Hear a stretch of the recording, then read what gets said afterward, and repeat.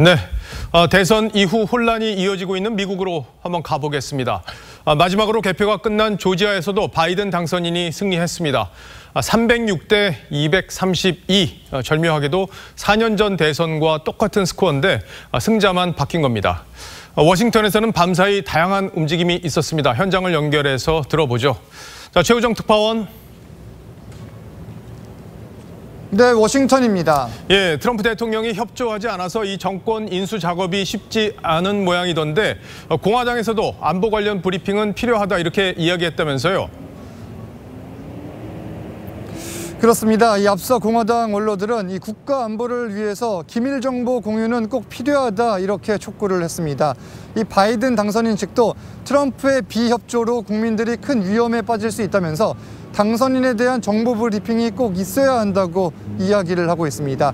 특히 9.11 테러가 발생하기 전 이 부시 전 대통령에 대한 정보 보고가 제대로 이루어지지 않았던 사례를 거론하면서 트럼프 행정부를 비판했습니다. 이런 상황에서 트럼프는 대선 패배 확정 이후 처음으로 취재진을 만났습니다. 이 자리에서 어느 행정부가 될지 누가 알겠느냐며 시간이 말해줄 것이라고 밝혔습니다. 이에 대해 일부 외신은 트럼프가 패배를 시사했다고 평가했습니다. 하지만 앞서 조지아주 패배 소식에 선거 부정이 정말 있었다라는 트윗을 올린 걸 감안하면 여전히 불복하고 있다는 해석도 많습니다. 예, 코로나 상황이 점점 더 심각해지던데 바이든 쪽은 어떻게 대응하고 있습니까?